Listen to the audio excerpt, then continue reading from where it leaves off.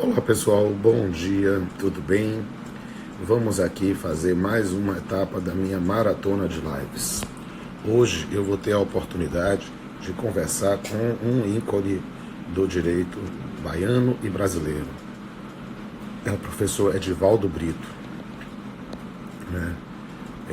Ele é sensacional. Ele foi professor de meu pai. Ele foi prefeito de Salvador, deputado federal, hoje é vereador, professor da Universidade Federal da Bahia, né? Entre outros títulos. E ele é sensacional. Vou botar já, fixar aqui o título. E aí ele deve entrar aqui daqui a pouquinho. Acho que já está pronto. Vamos ver aqui. Cadê ele? Onde está o meu amigo Edivaldo Brito, professor Edivaldo Brito?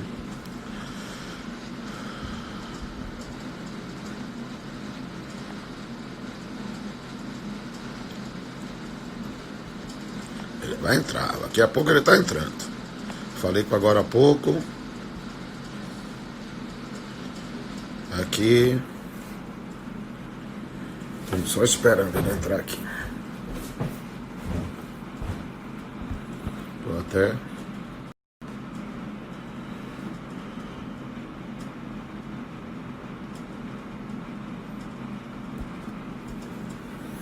Ele ainda não entrou. Deixa eu dar uma verificadinha aqui. Já dei uma ligadinha para ele, ele já vai aparecer aqui. Olha ele aqui. Transmitir com o professor do Brito. Opa, não está conseguindo, vamos tentar de novo.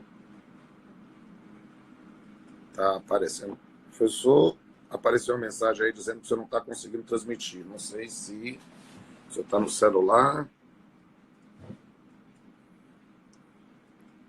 Sugiro que coloque no pacote de dados em vez do Wi-Fi. Então aqui está aparecendo. Agora vem. E agora? Conectando. Muito bem, senhoras e senhores, com vocês, a grande figura, uma figura histórica, diria mitológica, que faz parte efetivamente da história do direito baiano do século XX e do século XXI. Senhoras e senhores, com vocês o professor Edivaldo Brito, este senhor que está aqui à minha frente, que tem uma energia de menino, né? É fantástico. Ele é professor de direito tributário, de direito civil, ele ensinou na Mackenzie muitos anos, é nosso professor da Universidade Federal da Bahia, se aposentou na graduação, mas continua pontificando no programa de pós-graduação, onde, inclusive, foi coordenador do curso, foi prefeito de Salvador, foi deputado federal, hoje pontifica como vereador, Babá Ebé também lá do Gantuá, uma grande figura. Ele é membro da Academia de Letras Jurídicas da Bahia, do qual estou presidente hoje, mas também membro da Academia de Letras da Bahia, alguém que é realmente uma figura emblemática. Ele foi professor de meu pai. Meu pai resolveu fazer vestibular com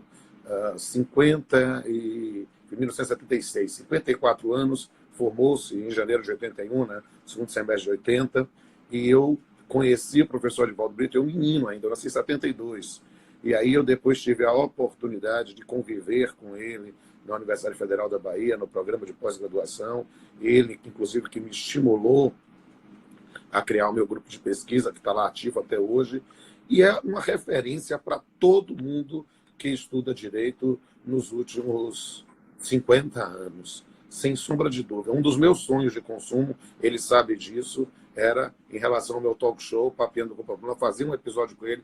Tentamos várias vezes, nunca conseguia bater a data, mas quem sabe no pós-pandemia, se o programa voltar, será, sem sombra de dúvida, uma das primeiras pessoas que eu gostaria de fazer, porque, professor Edivaldo, o senhor é destinatário da minha admiração pessoal e intelectual. Se eu tivesse que fazer um hashtag, sou fã de Edivaldo Brito. E que honra, o senhor sabe eu até quero dizer para o pessoal, não vou revelar, porque percebe que eu estou suando aqui um pouco. Hoje eu não me senti muito bem, né? Estou ainda sentindo dores nos rins e um conforto aqui, né? Mas eu disse, eu não posso abrir mão da oportunidade de disponibilizar a todos aqueles que são meus seguidores uma conversa franca com o professor Edivaldo Brito. Se essa for a última coisa que eu fizer na vida, eu saio satisfeito. Professor Edivaldo, a palavra é sua. Que honra recebê-lo.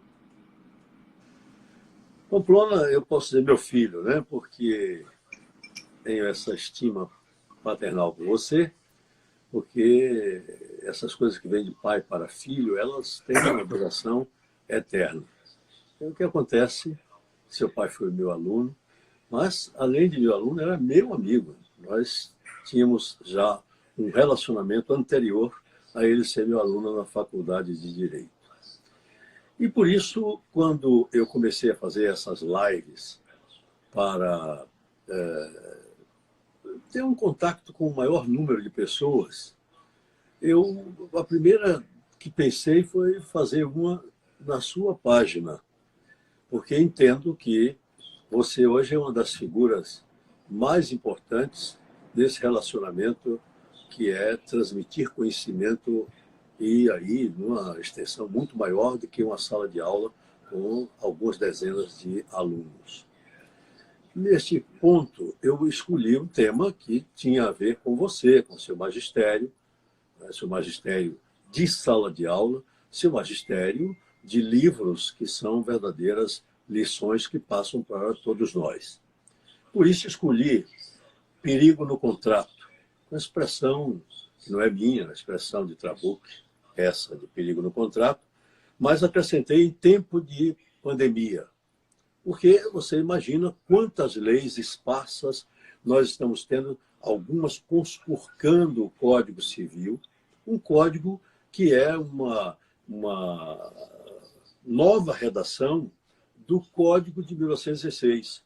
Eu não posso chamar 2002 como um código, chamo de a nova redação do Código de 1916, ainda que tenha lá a mão de uma pessoa que eu gostaria muito de, morrendo, dizer assim, tentei ser modelo dele e não consegui, mas sou vitorioso que tentei, Orlando Gomes. Tem a mão dele. Judite Martins Costa nos revela uma declaração de Miguel Reale, que coordenou a revisão do texto, que a matriz foi de Orlando Gomes, e diz isso, que Miguel dizia que o que havia de inovação no texto de 2002 era fruto de Orlando Gomes. Então, escolhi este tema. Como você sabe, nós estamos já na 27ª edição de Contratos de Orlando Gomes. Nesta edição eu tive a colaboração da professora Reginalda Paranhos de Brito, que é da Universidade Católica do Salvador, e o tema foi esse. Em que consiste esse tema? É nós sabermos, numa pandemia, qual será a sorte do contrato. Vale dizer, qual será a sorte ou do credor ou do devedor da prestação da obrigação nascida de contrato, a chamada obrigação contratual. E então, se você fizer uma interpretação meramente das leis vigentes, sobretudo essas esparsas, dá para se perder, porque comecemos a mostrar que a Lei 14.010, de 10 de junho, que é a que dispõe sobre regime jurídico emergencial, nós dois já tivemos uma live promovida pela OAB Nacional e já dei a minha opinião, dizendo que eu preferia, e vou me permitir tornar a exibir, eu preferia esta edição da Lei Fayot, que está aqui, não é? No seu original, do que essa Lei Anastasia, que é a nossa daqui. Mas há uma outra lei que nos perturba muito, que é a 13.874, de 20 de setembro de 2019, aquela que institui Declaração de Direitos da chamada liberdade econômica. Sim. Essa lei perturba profundamente, porque ela traz uma alteração do artigo 421, que, aliás, absorver minha tese de professor titular em Direito Civil da USP, quando eu digo que quando o artigo 421 fala em razão, aquela regra que foi alterada, que a liberdade contratual será exercida em razão da função social, lá na minha tese eu dizia que é impossível. Porque se for em razão, é a função social limitando a liberdade de contratar. Não estaria nesse contexto. Agora, se vai ser, como está aqui, nos limites, aí eu estou de acordo. Pois bem, então essa lei, apesar das minhas críticas, traz essa reformulação. Mas se não é uma interpretação, portanto, tradicional que nós deveremos fazer, mas uma interpretação lógico-jurídica, enquadrando o meu chamado método lógico-semântico, vamos partir por esse caminho para chegarmos onde desejamos. Primeira coisa que deveremos fazer, já que é uma questão que vai pela lógico-semântica, buscando, portanto, na ciência da lógica e na ciência, portanto, da semiótica, um arrimo para a interpretação jurídica, eu começo pela definição que dou nessa tese de contrato. Na tese, e você sabe que com a tese a gente submete a uma banca, eram 5, e eu só não fui titular de Direito Civil da USP, graças a Deus, eu prefiro ser titular de Direito qualquer um na UFBA. Eu só não fui por causa da idade, mas eu fui aprovado em o título de professor titular de lá. Eu, dali, defino que contrato é um acordo de vontades declaradas. Por que declaradas? Porque eu faço uma distinção entre manifestação de vontade e declaração de vontade. Com a ideia de Oertman, de Orlando Gomes e tantos outros, e na manifestação de vontade, eu não tenho por que estar preocupado com o destinatário da vontade que eu estou emitindo. Mas, na declaração, aí não tem dúvida, eu tenho que ter essa preocupação. Mas, voltando, acordo de vontades declaradas com o propósito dessas vontades fazerem surgir relações jurídicas de natureza patrimonial. Aí eu já estou me preocupando em dizer qual é a função do contrato em relação à obrigação. É uma função de fonte mediata, porque sou daqueles que dizem que a fonte imediata de qualquer obrigação é a lei. Então, aqui não dá tempo até para discutir a questão da obrigação ex lege do direito tributário, mas vamos seguir. Então, é fonte mediata da obrigação, a principal fonte mediata. O texto de 2002 traz mais 3 fontes mediatas da obrigação, mas o contrato é a maior de todas.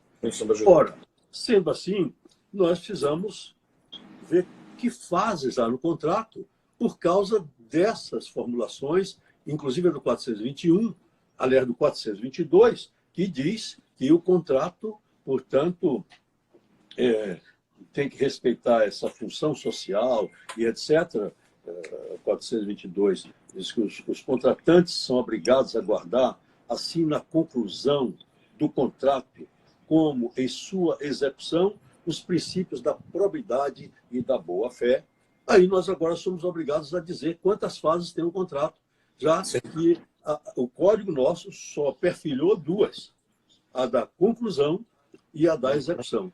Exato. Mas eu costumo seguir a doutrina portuguesa que fala dos candidatos do contrato, ou candidatos ao contrato, e esses residem lá na chamada primeira fase, que é a fase pré-contratual. Pré-contratual. Você se lembra quanta dificuldade para falar de responsabilidade civil pré-contratual? Eu vejo isso no campo da área civil e na área trabalhista também. Pois é. Aí, tá vendo como é bom esse diálogo? Porque vai me trazendo luzes das quais eu não tinha para enxergar o mundo. Essas suas por hipótese. Então, veja, nós temos nessas questões a primeira fase, e esta primeira fase foi uma preocupação enorme, Pamplona, na minha tese para Direito Civil, porque eu tinha a impressão que ia entrar um dos professores, que era o batuta, nessa coisa de fase pré-contratual. Felizmente, não precisou, porque infelizmente ele adoeceu. E nós temos essa primeira fase, o que importa. Nessa primeira fase, aí nós temos que lembrar a culpa em contraindo que Ehring nos trouxe, mostrando que é uma fase importante, e nós temos alguma jurisprudência nesse sentido. Mas prossigamos, tem a fase da conclusão, que eu chamaria... Na fase pré-contratual se revela ainda mais importante a noção de boa-fé objetiva como uma questão de um dever geral de conduta também. E isso é justamente para criar uma legítima expectativa de contratar, estabelecendo aí efeitos, não é mesmo? É por isso que você se lembra daquele célebre julgado que Rui Rosado, um grande civilista que foi até ministro do STJ, lá no Rio Grande do Sul, fez com aquela questão dos tomates, aquela questão dos tomates. Isso é realmente um ponto fundamental, e nós não podemos excluir essa culpa em contraendo, porque ainda quando o 422 não fale dela, nós todos sabemos que a jurisprudência é uma das fontes do direito, e a doutrina. Pegamos as duas e associamos, portanto, as ideias que estão no legislador. A conclusão, como nós vimos, é a fase de formação do contrato. Proposta, aceitação, e ali nós temos essa fase onde reside também as hipóteses que nós estamos falando. A de execução, que também tem que respeitar os dois princípios, e a fase pós-contratual. Exatamente. Que é uma fase, como você sabe, muito importante. Não é? E que é importantíssima também na área trabalhista, professor. Para acrescentar essa informação, justamente a difusão de informações desabonadoras referentes ao contrato, a própria situação de uma responsabilidade civil pós-contratual, de efeitos decorrentes da extinção, mas que somente se manifestam a posteriori, sem sombra de dúvida, é um tema importantíssimo. Aí, veja, o único exemplo que eu tenho de pós-contratual é na área trabalhista, que é aquele assunto do compromisso que têm as partes de guardarem a fidelidade, o respeito aos segredos por hipótese que alguns têm na fase pós-contratual. Por isso, muito você vê jurídica trabalhista,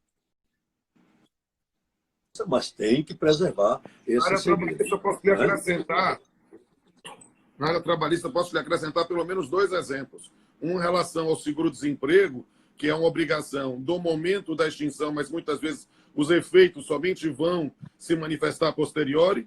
E outra, a questão da difusão de informações desabonadoras, quando nós nos referimos à expressão que é horrível, né, politicamente incorreto, que tem que ser execrada, do tema da lista negra de trabalhadores, que na Bahia foi tão terrível na época das greves do Polo Petroquímico de Camaçari. Ganhei a live com esse diálogo. Eu bem que sabia que era assim, por isso estou fazendo as provocações. Mas, então, se o contrato tem esse conceito que nós vimos aí, um conceito não, uma noção, as fases, aí sim, noção com fase, compondo o conceito, podemos falar das partes. Em princípio, como se trata de uma fonte de obrigação, nós vamos logo encontrar partes. Sim. Uma parte, conceito lindo de Orlando Gomes, teve uma discussão muito grande com grandes civilistas que se renderam a isso, que o contrato tem partes, não tem pessoas. As partes porque são 2 polos. Então, esses polos estão habitados pelo credor, que é o titular do direito subjetivo de exigir a prestação, esse direito subjetivo, direito de crédito, por isso credor. Tanto que você se lembra que os alemães chamam, em vez de direito às obrigações, chamam de direito de crédito. Né? E do devedor, né? Que é o sujeito passivo dessa obrigação. Então, 2 partes. O importante agora é saber se houver frustração na prestação, o que é que acontece? Não é? Quem deve cumprir a prestação é sempre o devedor. Ele que tem a prestação. E se ele vai frustrar a execução dessa prestação, o que é que acontece? Aí nós começamos a ter um caminho bem longo que nós, nessa live, vamos, com o tempo que temos, fazer um resumo. Em primeiro lugar, a frustração da prestação eu vou chamar, para facilitar, de inadimplemento. Ou seja, o IN. de negativo, de adimplemento, que é a outra parte da palavra composta, e vou dizer não pagamento. Não Isso. cumprimento da prestação. E, às vezes, eu fico pensando que é melhor dizer não cumprimento da prestação do que dizer não pagamento, porque nós temos modalidades parecidas com pagamento, assimiladas ao pagamento, de que pagamento não se trata. Porque, a rigor, pagamento seria o cumprimento exato da prestação. Aí eu teria que saber se é uma obrigação de dar, uma obrigação de fazer, uma obrigação de não fazer. Não é? Se é obrigação de fazer pessoal, fazer impessoal, para poder eu ter um universo de qual é realmente o pagamento, que é o cumprimento exato da prestação. Então, eu às vezes não gosto de dar a definição de inadimplemento como não pagamento.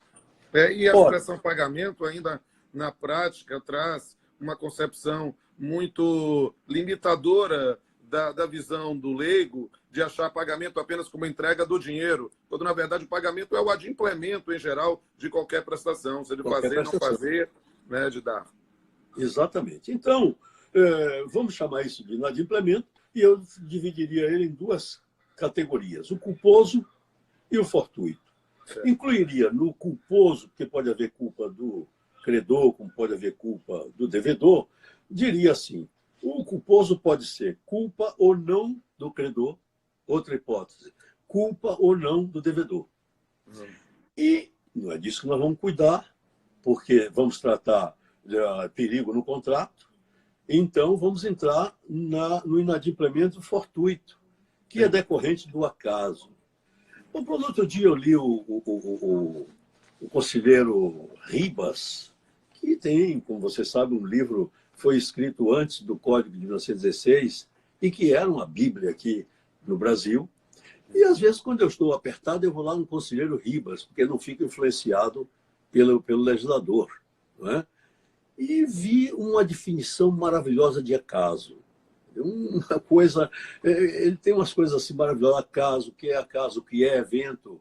E você que tem hoje um conteúdo semântico para esses signos completamente diferentes, é preciso ir lá na fonte para saber que diabo é acaso, que diabo é evento e assim por diante.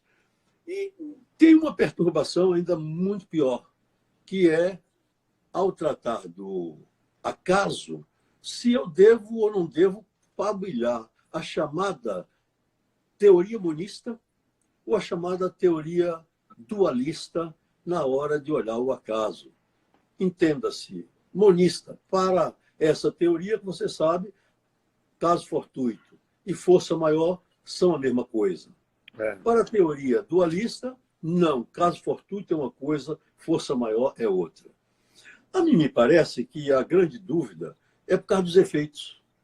Como os efeitos do caso fortuito e os efeitos da força maior são os mesmos, que é o inadimplemento da prestação por algo que excede a força do devedor, às vezes não se observa, no caso que nós estamos examinando, que é o da pandemia, se vale a pena buscar a distinção.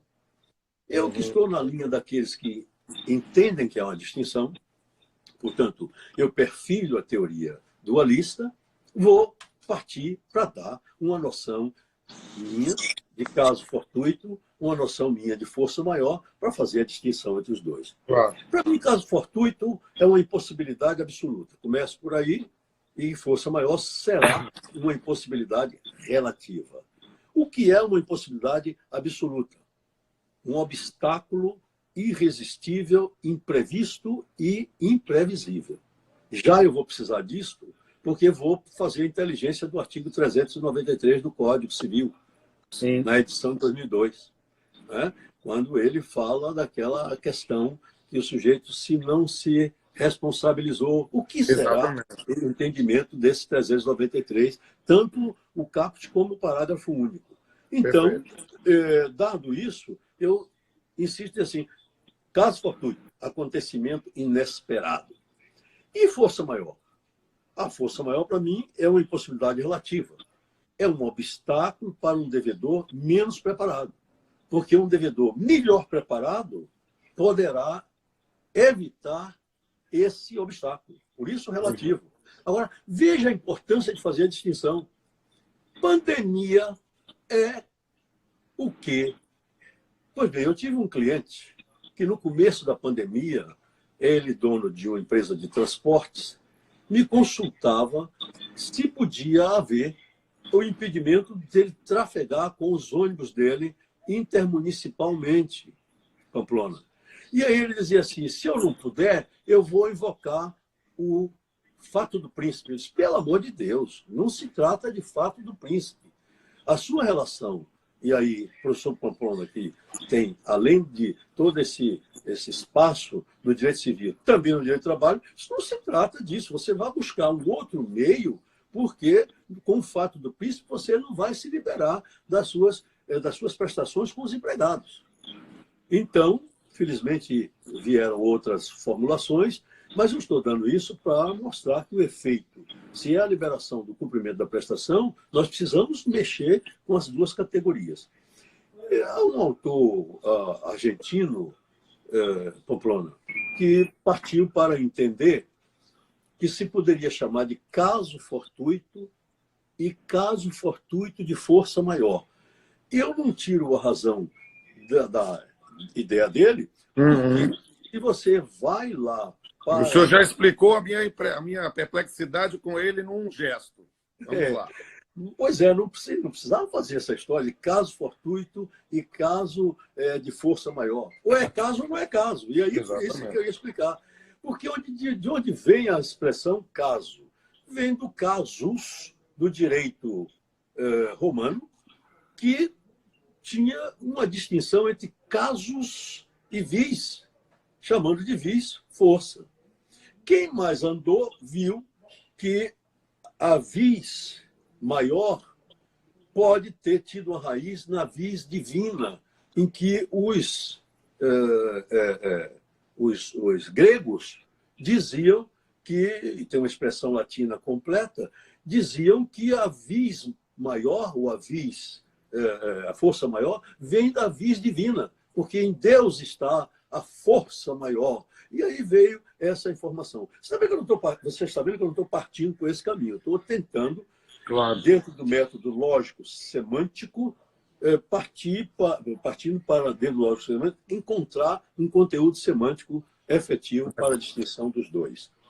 Se conseguir, pelo menos porque eu vou precisar disso lá adiante, quando fecharmos sobre a pandemia, vamos partir para a teoria do risco e depois eu volto a essa distinção que pode ser, portanto, meramente acadêmica, mas pode ter efeito no direito positivo. O que é teoria do risco? E aí nós chamamos a atenção que esse risco que eu estou falando não se trata de um dos fundamentos, hoje, da responsabilidade civil. E objetiva do parágrafo do 927. Pois é, porque nós partimos da ideia de que só haveria responsabilidade civil por culpa, né? Partimos para a responsabilidade civil pelo risco, sei lá, que se foi Josserran, mas provavelmente acho que não foi Salé, o primeiro que tratou desta matéria, do risco.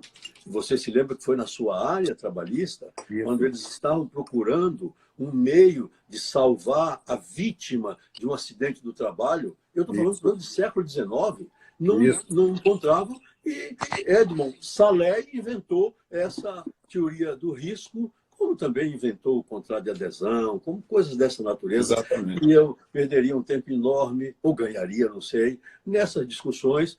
Pelo menos ganharia com você, encontrando seguidores seus que estão nos acompanhando. Mas volto. O risco que nós vamos falar aqui não é este do fundamento da responsabilidade civil, ou qualquer outro risco que se possa encontrar dentro do direito que tem signos com conteúdos semânticos lindos. Por isso, o direito civil é a coisa mais bonita que tem no mundo, me dizia Orlando Gomes, se todo mais, doutor, é perfumaria jurídica. Isso era para mexer comigo. Você sabe que ele tinha amor paternal por mim, né? Ele mexia comigo com o meu direito de trabalho. Ele disse, doutor, esse seu direito tributário, esse direito seu é perfumaria jurídica. E foi um homem que me chamou, viu, atenção, para que eu não ficasse com a doença tributária. tributária do tributarista. Houve um tempo, eu sou do tempo que o tributarista andava na Rua Chile com o abdômen protuberante, não é? E aí eu sempre perguntava o que era aquilo, aí o outro dizia assim, na Rua Chile. A Rua Chile é do tempo do seu pai, do meu tempo. Olhava assim e dizia assim, aquilo deve ser tributarista. Entendeu? Então, eu pensava que tinha o rei e o rei na barriga. Quando Orlando Gomes me tirou esse rei da barriga, graças a Deus. Muito bem. E aí o senhor está em forma até hoje. E está em melhor forma física do que eu até hoje.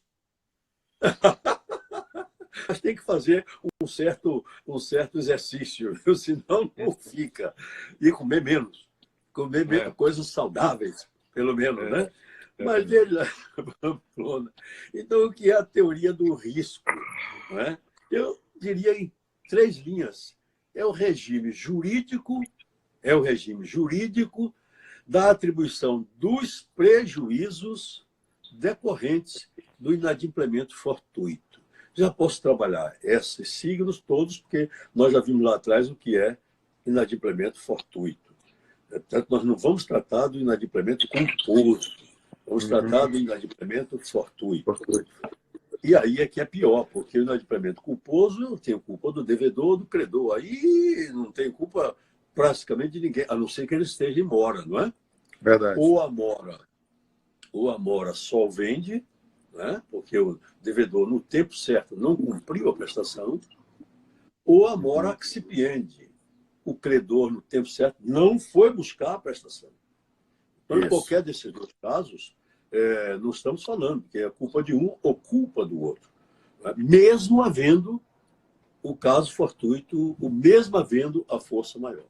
Então, precisamos dividir esse inadimplemento fortuito em 2 grupos de regras. A regra que todos os autores têm falado, você também, de regra principal, ou de regras principais, que seriam 2. O texto latim nos traz aquele res, né?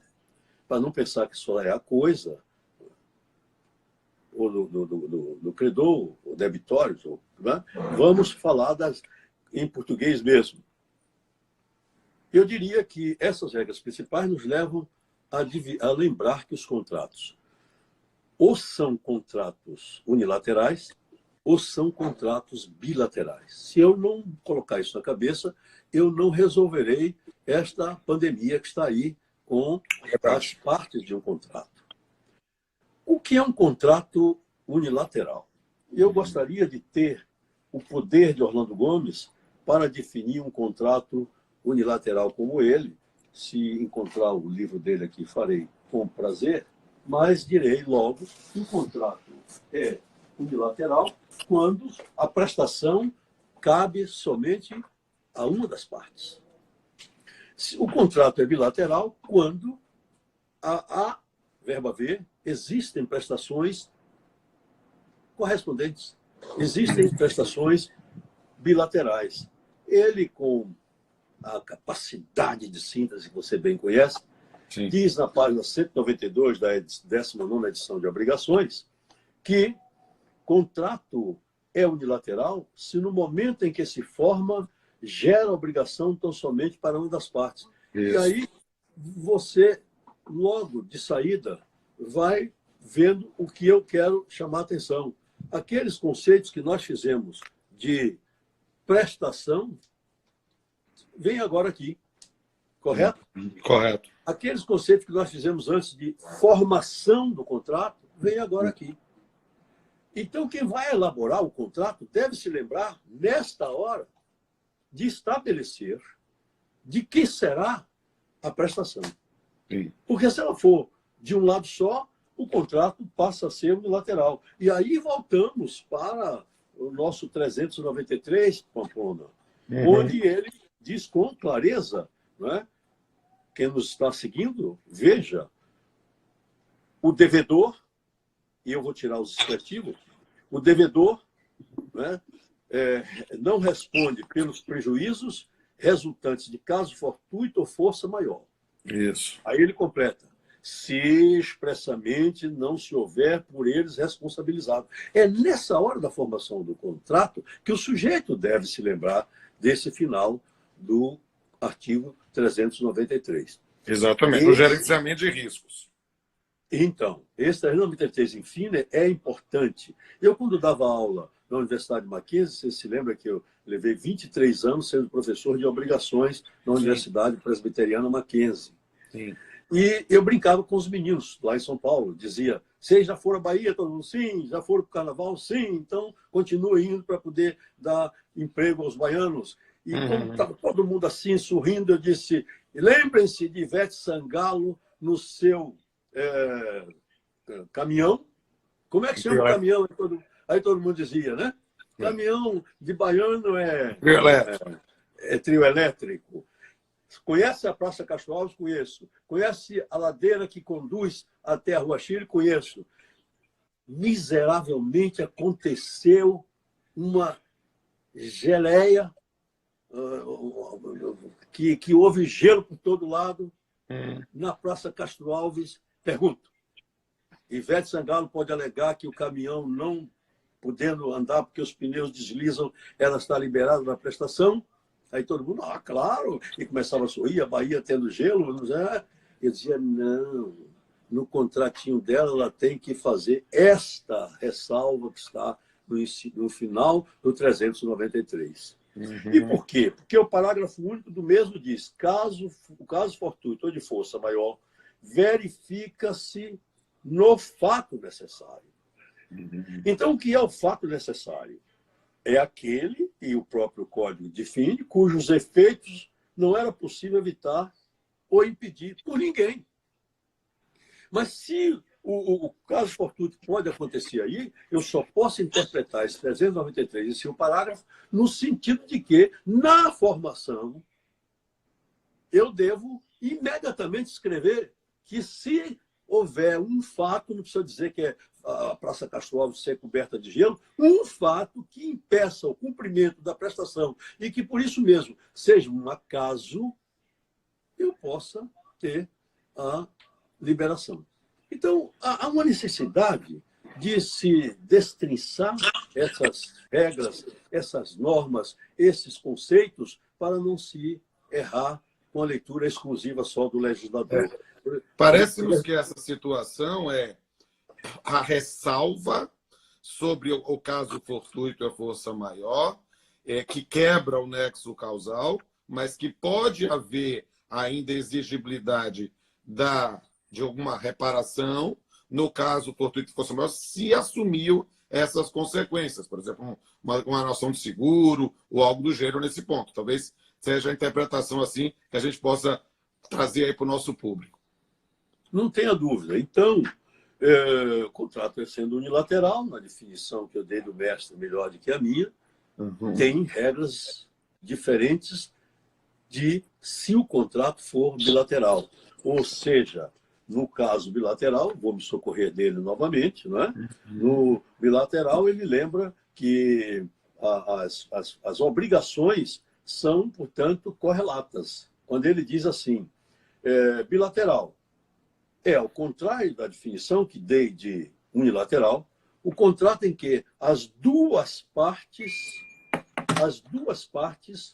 se obrigam e, consoante noção mais precisa, aquele no qual há prestações correlatas, pela interdependência das obrigações.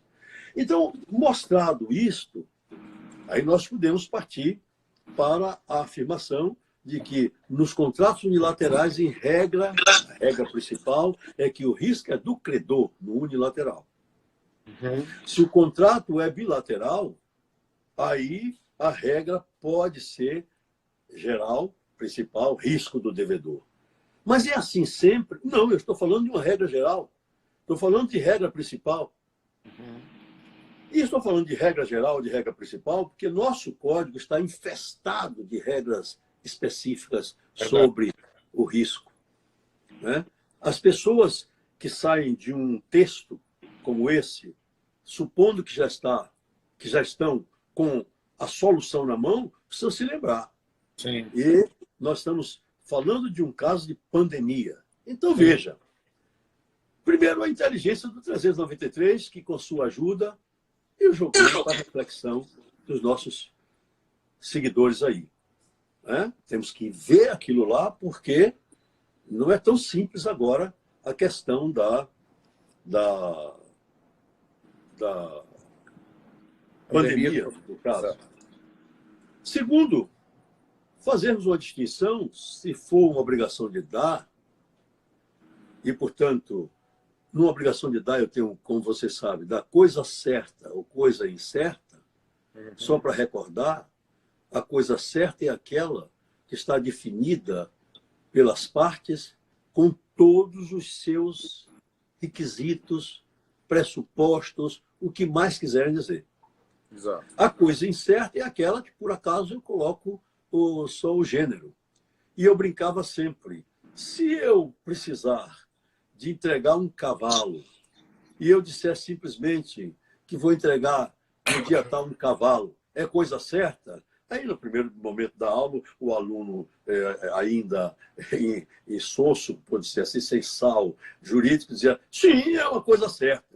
Aí eu era obrigado a ir para o quadro para dizer que podia ser um cavalo desdentado, podia ser um cavalo tivesse uma das patas com defeito. E aí ia por aí, a crina do cavalo podia não ser a que tinha, para mostrar a importância dessa classificação de dar coisa certa e coisa incerta. Ora, neste caso, Pamplona, eu ainda lembrava que o nosso código distingue entre perda da coisa, que eu definia para eles como perecimento, como desaparecimento total da coisa, e a deterioração, que eu dizia a eles que aí seria a perda parcial. Não me satisfazia só com isso. E eu ia... Você vai agora discutir se essa perda foi com culpa ou sem culpa. E aí nós vamos ver culpa do devedor, culpa do credor. E mais do que isso, se é um caso de entrega ou se é um caso de restituição. Porque, no caso de entrega, é o devedor que vai cumprir a prestação entregando o objeto ao credor. Se é caso de restituição, já era do credor este objeto. E o devedor vai apenas restituir aquele objeto. Não paramos aí. Eu estou falando isso porque eu já não dou mais aula na graduação. Sei que você dá aí com a clareza maior de que essa que eu estou falando aqui. É preciso dizer outra coisa ao aluno.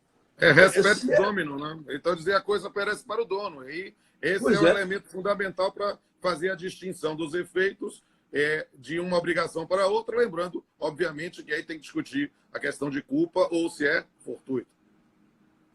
E mais, é coisa fungível ou é coisa não fungível? Não é?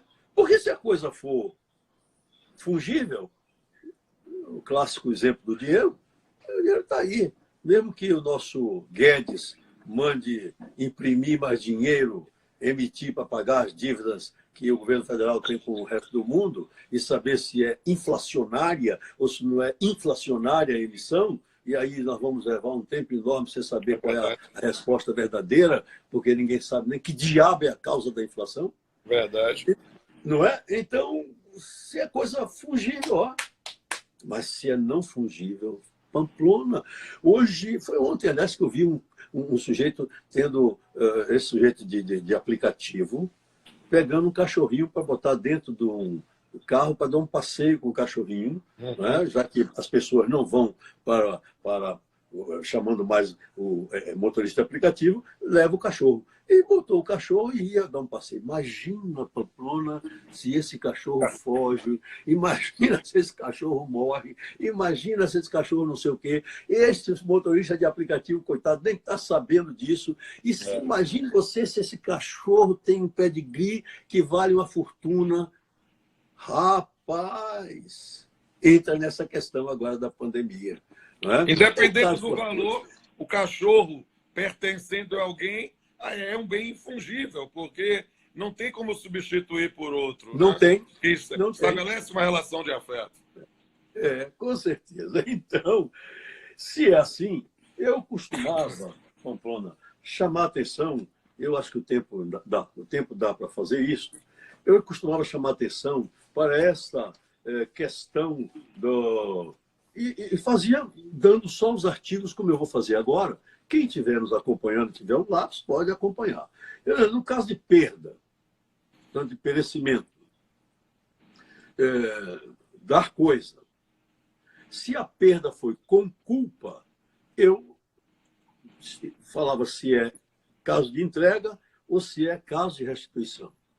E dizia, se é perda com culpa, ou seja, perecimento, e é entrega, o credor recebe o equivalente mais perdas e danos. E aí, pode-se ver isso na segunda parte do artigo 234. Você está vendo quanta regrinha específica nós temos no Código.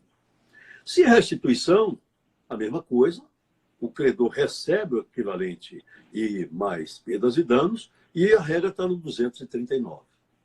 Se trata de uma perda sem culpa, então o que é que nós tínhamos? Resolução do contrato, se trata de entrega. Então, resolve-se a obrigação e, se está resolvida a obrigação, está liberado, portanto, de cumprir essa prestação. É o 234, parte primeira, ou, se trata de restituição, é o 238. Portanto, eu falei 234, 239 e 238. Vamos para deterioração ou perda parcial. Aí eu tenho, com culpa, caso de entrega, aí o Código diz que o credor opta. Opta por quê? Ou receber o equivalente mais perdas e danos. Neste caso, eu estou na área do 236. Ou ele, então, opta por aceitar a coisa no estado em que ela se encontra, porque não houve perecimento, foi uma perda parcial, né? Mais perdas e danos, e eu estou também nesse 236. Se é caso de restituição, a regra é a mesma, ele pode fazer a opção, e está no 240, segunda parte. E se é sem culpa, também ele opta, e nesse caso é o 240, inciso 2, e se for restituição, também é o 235. Então, nesses casos, nós temos regras específicas quando se trata de uma obrigação de dar. Mas ainda temos, Pamplona, 8 regras que eu... 1, 2, 3, 4, 5, 6, 7... 8 regras que eu liberei aqui, e como suas considerações finais são também muito importantes para mim, eu as passo para quem quiser anotar. O 492, parágrafos 1º e 2º. 492, parágrafos 1º e 2º. 494, o 567, o 575 e o 583, no grupo dos 500. No grupo dos artigos 600, 613, 636 e 642. E concluo dizendo que a solução não está em todos os códigos do mundo. Cada um tem a sua solução. Não há possibilidade de pegar um dos grandes civilistas, Josserand, Planiol, Ripé, quem quiser, e encontrar uma solução idêntica. Não há quem quiser pegar o meu jurista querido do meu coração, Pamplona, com Pablito, Pablo Stolze, e querer a solução que Edivaldo Brito está dando aqui. Não há como pegar Orlando Gomes, papa e pai de todos nós, intelectual, e querer a mesma solução. Por isso eu digo que há certos sistemas, como o Código Civil Argentino, onde eu achei uma coisa interessante, de tantos quantos tenho visto, por ser um pouquinho mais perto do nosso, que ele trata da matéria nos artigos 513 e 514 apenas. E peca, sobretudo, por causa da tentativa de uma regra geral. Olha só a definição que está, vamos primeiro para o 514, dizendo que caso fortuito, numa tradução livre que eu estou fazendo, é o que não tem podido prever-se, que não se pôde prever, ou que, previsto, não se pôde evitar. Ora, se coubesse só nessas duas linhas do 514 do Código Civil Argentino, que maravilha, né? Todos os autores argentinos têm dito que tem sido um problema esse 514. E o 513, que tentou introduzir a regra para chegar ao 514, diz o devedor não será responsável pelos danos e interesses vamos chamar assim, os consectários, né? Que se originam para o credor por falta de cumprimento da obrigação, quando esses resultarem de caso fortuito ou força maior, a não ser que o devedor tenha tomado a seu cargo as consequências do caso fortuito ou este houver ocorrido por sua culpa, houver já sido aquele constituído em mora, que não fosse motivada nem pelo caso fortuito, nem pela força maior. Portanto, cada um dos códigos tem a sua forma de estabelecer. Vamos cuidar do nosso código, com a complexidade que nós colocamos, e sabermos que a pandemia não se resolve nem pela lei emergencial de Anastasia, aquela que nós dois comentamos lá atrás, a pedido da OAB Nacional, a coordenação do nosso queridíssimo Luiz Viana Queiroz, nem por essa lei que saiu agora, não é? Em que se busca resolver modificando uma palavra ou outra do nosso Código Civil. Havendo pandemia, procura o professor Pamplona, que ele vai dar a solução para vocês de como resolver a questão do inadimplemento fortuito. E acho que esse tema do inadimplemento fortuito, como o senhor colocou de maneira super didática, a gente vai justamente buscar aí na Lei Faiô e justamente nessa construção da teoria da imprevisão, talvez a melhor resposta a se dar, porque eu não sei a opinião do senhor, mas a minha impressão é que nós estamos efetivamente não sabendo como aplicar a teoria da imprevisão. Nós temos visto aí um voluntarismo judiciário, né, de decidir reduzir percentuais, parcelas em qualquer situação em função dessa situação da força maior, sem verificar a equação econômica do contrato, simplesmente tentando dar um resultado uniforme. E isso não me parece sequer que seja a vontade do legislador ou a proposta da lei. A gente precisa entender que quando se pegou a teoria da imprevisão e se inseriu no ordenamento jurídico brasileiro, né, foi uma construção inicialmente doutrinária e jurisprudencial, e é o Código Civil de 2002 que coloca, através dessa expressão resolução por onerosidade excessiva, ela coloca lá como uma oportunidade para a extinção do contrato. E somente em homenagem ao princípio da conservação do negócio jurídico é que se fala de uma possibilidade de readequar a equação econômica, dando a prestação que falta ou algo do gênero. Essa resposta fácil, jogando,